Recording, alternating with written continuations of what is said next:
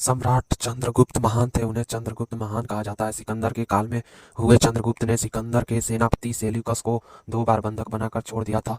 सम्राट चंद्रगुप्त मौर्य के गुरु चाणक्य थे। चंद्रगुप्त ने अपने पुत्र बिंदुसार को गद्दी सौंप दी थी। बिंदुसार के समय में चाणक्य उनके प्रधानमंत्री थे।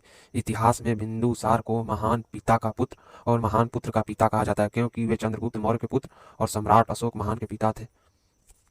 चंद्रगुप्त मौर्य का जन्म 340 ईसा पूर्व में मौर्य अथवा मौर्य वंश के कुल में हुआ था। चंद्रगुप्त मौर्य की माता का नाम मुर्रा था। अन्य यह मानते हैं कि वह मयूर टोमेर्स के मौर्य जनजाति के थे। कहते हैं कि वे जन्म से ही गरीब थे। उनके पिता नंदों की सेना में एक अधिकारी थे, जो किसी कारणवश नंदों के द्वारा मार दिए गए थे। उनके पिता की मौत उसके जन्म लेने से पहले ही हो गई थी। जब चंद्रगुप्त 10 वर्ष के थे तो उनकी मां मूरा का भी देहांत हो गया और तब से उनकी परवरिश आचार्य चाणक्य ने की थी।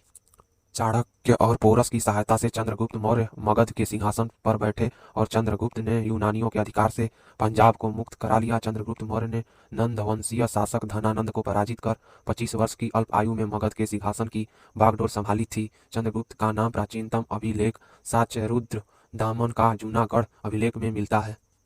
चंद्रगुप्त मौर्य का शासन प्रबंध बड़ा व्यवस्थित था। इसका परिचय यूनानी राजदूत मेगस्थनीज के विवरण और कौटिल्य के अर्थशास्त्र से मिलता है। चंद्रगुप्त मौर्य के काल में भारत एक शक्तिशाली राष्ट्र था।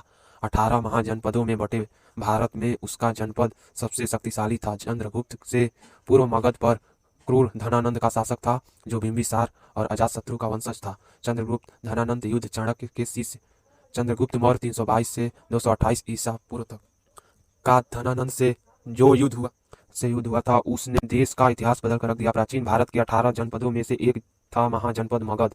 मगध का राजा था धनानंद। इस युद्ध के बारे में सभी जानते हैं। चंद्रगुप्त ने उस शासन को उखाड़ फेंका और मौर्य वंश की स्थापना की। चंद्रगुप्त मौर्य का जैन धर्म की ओर ज्यादा झुकाव हो चला था। वे अपने अंतिम समय में अपने पुत्र बिंदुसार को राजपाट सौंपकर जैनाचार्य भद्रबाहु से दीक्षा लेकर उनके साथ श्रवण बेलागोला मैसूर के पास चले गए थे तथा चंद्रगिरी पहाड़ी पर काया क्लेश द्वारा 297 ईसा पूर्व अपने प्राण त्याग दिए थे।